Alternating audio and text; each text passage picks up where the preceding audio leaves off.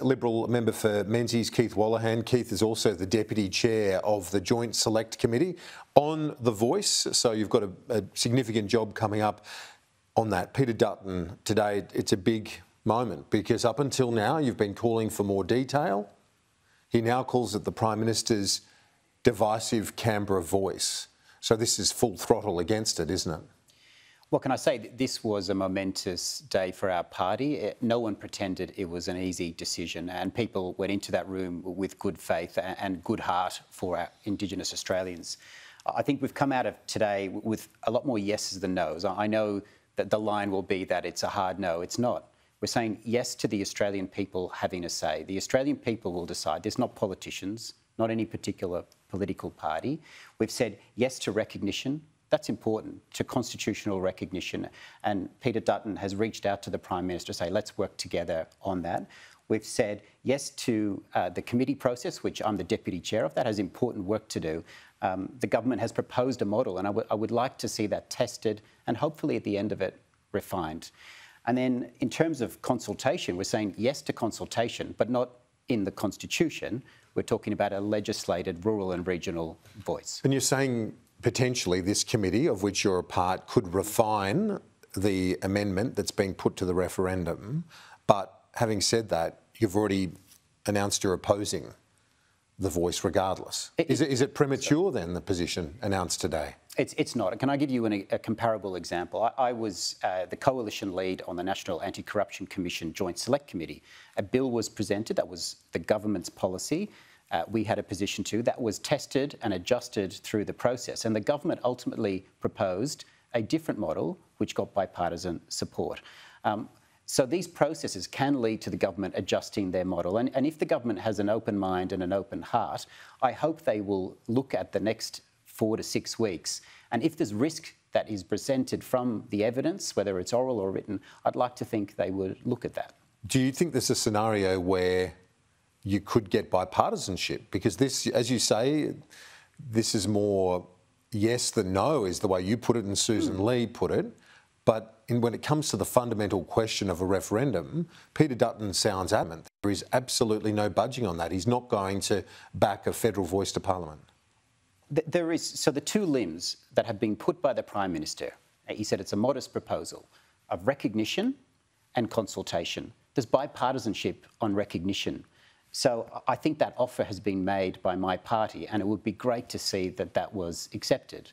I think we can have recognition done, a bipartisan approach to that. In terms of consultation, there's a different view about how we achieve that. And that's very unlikely, though, isn't it? It's very unlikely that the Prime Minister is going to waver. He's listened. This is the other point Peter Dutton was making. It's the Prime Minister's divisive Canberra voice. It's actually the Indigenous working group. They've come up with the proposal off the back of the Uluru Statement from the Heart. So hasn't the Prime Minister simply listened to representatives of Australia's First Peoples?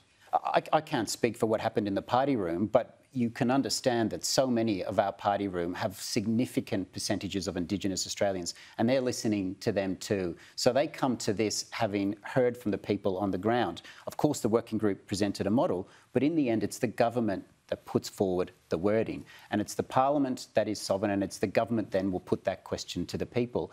If there's constitutional risk, we all have a duty to be honest about that.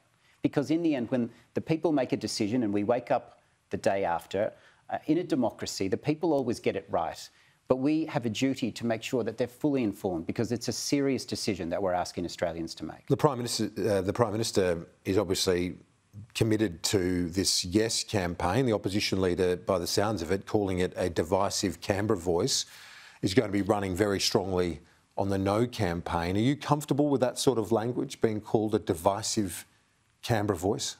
Well, the wording that has been used by the Prime Minister has been disappointing. So the Prime Minister has not stood up and defended the right for Australians to vote no. He hasn't defended the right for people to ask questions. I was in the Parliament when reasonable questions were put to him, and the reaction was visceral. It was visceral, almost disgust that we dared to ask it. And then we see in the papers a concession that the questions were reasonable. In fact, the answers were as we suspected, but the Prime Minister did not want to give those answers in the Parliament. I think the Prime Minister, as the leader of this nation, he has a duty to lead by example and show that this debate can be conducted with respect and dignity for all sides. Some of your colleagues want to support The Voice and want to support the Yes campaign. Should frontbenchers be allowed that same opportunity, as was the case in the Republican referendum, where those who supported the Yes campaign, like Peter Costello, were able to do so? Well, when you have, by convention, when you have a party position, of course, backbenchers are free to speak freely and vote freely. But in the end, frontbenchers, when they walk into the ballot, it's still their own personal decision. Peter Dutton gets one vote, I get one vote, and every Australian watching this gets one vote. That's the way it should be. But you're talking about how we actually campaign for it. And my party has taken a firm position, particularly on the voice to the executive and the constitutional risks that come with that. Keith Wolahan, member for Menzies, thanks. Appreciate your time. Thank you for having me.